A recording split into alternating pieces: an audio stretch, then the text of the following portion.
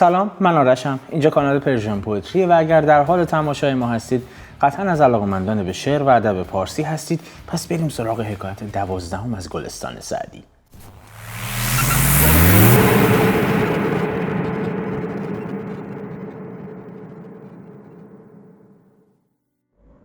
کماکان در باب اول گلستان هستیم، جایی که سعدی رفتار پادشاهان رو دستمایه قرار داده برای نگارش این داستان‌های کوتاه و تأثیرگذارش. حالا این پادشاهان در برخی از حکایات ظالم هستند، در برخی از حکایات خیلی باخرد هستند. 11 حکایت رو با هم خوندیم، تحلیل و تفسیر کردیم. اگر تماشا نفرمودید لینک پلیلیستش رو این بالا تقدیم حضورتون میکنم، حتما مشاهده بفرمایید، خالی از لطف نیست. و اما حکایت 12 که باز هم حکایتی است کوتاه و کپسولی اما نافذ. در این حکایت سعدی پرداخته به نگاه مظلومان به یک پادشاه ظالم. میگه یکی از ملوک بی انصاف پارسایی را پرسید از عبادتها کدام فاضل تر است؟ گفت تو را خواب نیمروز تا در آن یک نفس خلق را نیازاری.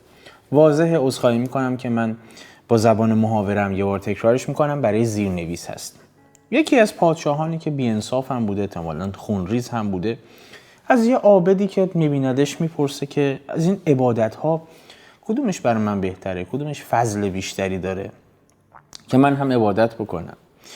و این پارسا، این عابد برمیگره به پادشاه، میگه تو خوابیدن در وسط روز، خواب نیمروز، خواب سر ظهر برای تو مثل عبادت میمونه، چون در اون یک نفس خلق رو نمی آزاری. دو ساعت سر ظهر چشتو ببندی این عبادت میمونه. چشتو که میبندی حداقل مردم 2 ساعت یه نفس راحتی میکشن از عمق وجودشون، که حداقل بیدار نیست اینها رو آزار بدی. و بعد مزینش میکنه به 2 بیت جذاب. میگه ظالمی را خفته دیدم نیمروز، گفتم این فتنه است خوابش برده به. وان که خوابش بهتر از بیداری است، آنچنان بود زندگانی مرده به.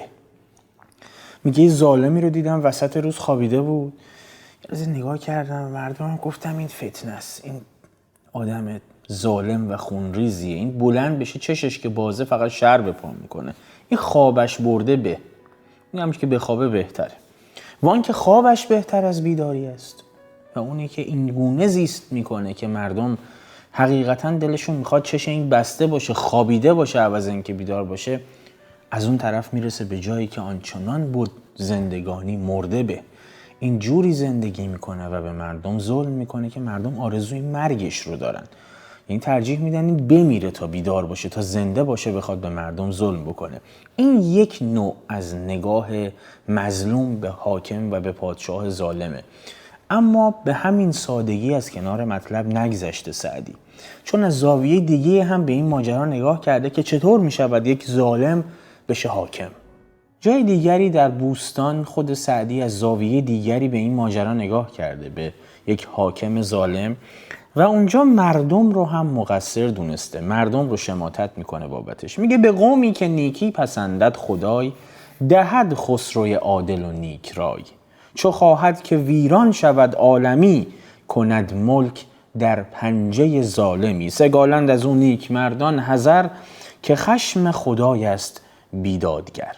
اینجا اشاره میکنه به رفتار خود مردم. میگه به قومی که نیکی پسندد خدای، دهد خسروی عادل و نیک رای. از زاویه دیگه به این ماجرا نگاه کرده. میگه جامعه‌ای که خودشون اهل نیکی باشن، اهل عدل و داد باشن، خدا به اونها یک حاکم در حقیقت عادل میده. حالا خدا که نه، از بطن همون جامعه بیرون خواهد اومد این حاکم. اما چی میشه؟ از چه جهت داره شماتت میکنه مردم رو؟ از این جهت که اگر شما در جامعه، در بطن این جامعه خودتون اهل نیکی نباشید، اهل عدل و داد نباشید و حق هر کسی رو بهش ندید و ظلم رو در بطن جامعه نهادینه بکنید، مسلماً یک ظالم در این جامعه پایگاه اجتماعی پیدا خواهد کرد و به واسطه همون پایگاه اجتماعی قطعاً به حکومت خواهد رسید و حاکم خواهد شد بر کل اون جامعه. اون موقع میرسه به جایی که در حکایت قبلی گفتیم، درختی که اکنون گرفته از پای، به نیروی مردی برآید ز جای. و گر همچنان روزگاری هلی، به گردونش از بیخ بر نگسلی. اگر یواش یواش یک ظالم در جامعه پایگاه اجتماعی پیدا بکنه، دیگه دو دستگی در جامعه به وجود میاد. به این سادگی دیگه نمیشه از اسب قدرت پایینش کشید. جایی به این نگاه سطحی مردم پروین اعتصامی هم اشاره کرده در یکی از اشعارش، بسیار هم جذابه. میگه روزی گذشت پادشاهی از گذرگهی، فریاد شوق بر سر هر کوی و بام خواست. پادشاه بلند شد داشت رد میشد از یه گذرگهی و همه فریاد شوق سر میدادن و خوشحال بودن، اینطوری که از شعر برمیاد. پرسید زان میانه یکی کودکی یتیم، که این تابناک چیست که بر تاج پادشاست؟ ندیده بوده یک بچه یتیم بوده و یه نگاهی میکنه، میبینه این گوهر و جواهری که روی تاج پادشاه است شروع کرده به درخشش. میپرسه که این چیه رو سرش، چقدر قشنگه، چه درخشانه. آن یک جواب داد چه دانیم ما که چیست، پیداست آنقدر که متاعی گرانبهاست. دیدین اینایی که از نادانی فقط درگیر ظاهر هستن. اینجا داره نقد میکنه پروین اعتصامی مردمی رو که سطحی به ماجرا نگاه میکنن و متوجه نمیشن اگر ظلمی از حاکم میبینن یک بخشی از این مسئولیت به عهده خودشون خواهد بود. یکی میاد جواب میده به این بچه که حالا چه میدونیم چیه، مهم نیست چیه، که یعنی انقدر ندیده بودن یک گوهر رو، یک جواهر رو، که اصلا نمیدونستن این چی هست روی تاج پادشاه. یعنی اینقدر در فقر به سر میبردن و پادشاه در کنار اینها با تاجی که گوهر بهش وصل شده بود تردد میکرد و جوابش احمقانه تره از سوال اون بچه که تا حالا ندیده.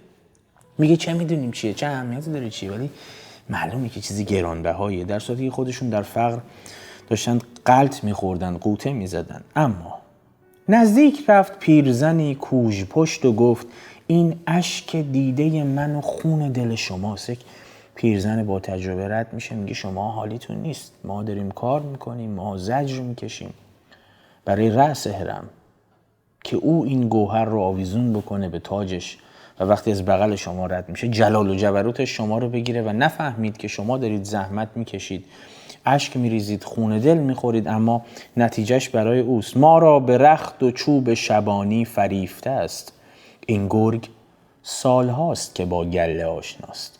ببینید چقدر زیبا مردم رو در قالب گله فرض میکنه و اون پادشاه رو در قالب گرگ. این مجازاً داره راجع به عموم جامعه صحبت میکنه. مقصود نظر پروین اعتصامی بی احترامی نیست قطعاً. اینکه مردم و عموم جامعه عوام رو گوسفند خطاب کرده، اینجا گله خطاب کرده. از این جهت که نمیدونم دقت کردید رفتار گوسفندها رو یا نه، یکی میره بقیه هم پشت سرش میرن واسه کاری ندارن که اون داره کجا میره. کافیه یک چوپان و یک شبان داشته باشه که اینها رو هدایت بکنه به سمتی، اصلا کاری نداره که گوسفندها کاری ندارن که او داره به چه سمتی هدایتشون میکنه، همینجوری دنبالش راه میافتن و میرن. و این اشاره مستقیم داره به همین موضوع، میگه شما حالیتون نیست، این مدت هاست که رخت و لباس چوپانی تنش کرده و به خوبی این گرگ ما یک گله رو میشناسه. آن پارسا که ده خرد و ملک رهزن است، آن پادشاه که مال رعیت خورد گداست. این شکلی نگاش نکنید که الان یک تاج پرگوهر روی سر داره، این گداست چون داره مال ما رو میخوره. بر قطره سرشک یتیمان نظاره کن، تا بنگری که روشنی گوهر از کجاست. و در انتها هم حرفی رو میزنه که هر روشن فکری در جامعه ازش رنج میبره.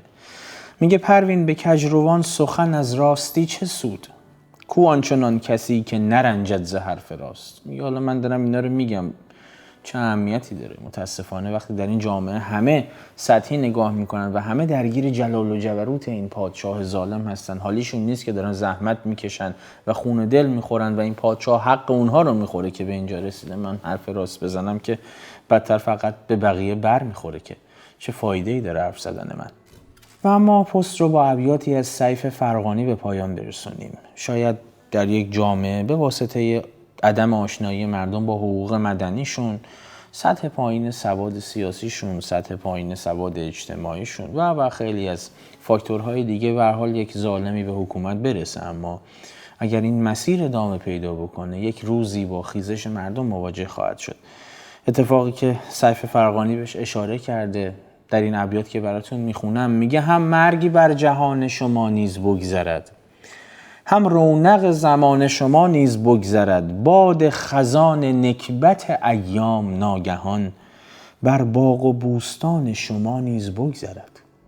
اینجا هشدار میده که در همیشه روی پاشنه نمیچرخه. آب اجل که هست گلوگیر خاص و عام، بر حلق و بر دهان شما نیز بگذرد، ای تیغتان چون نیزه برای ستم دراز. این تیزی سنان شما نیز بگذرد، در مملکت چو قررش شیران گذشت و رفت، این عوعو سگان شما نیز بگذرد. آن کس که اسب داشت غبارش فرو نشست، گرد سم خران شما نیز بگذرد. شما برام کامنت بکنید به نظر شما چگونه یک حاکم ظالم به حکومت میرسه و نقش مردم در این ماجرا چیست؟ کامنتاتون رو یک به یک میخونم. در پست بعدی هم ببینمتون. به سلامت.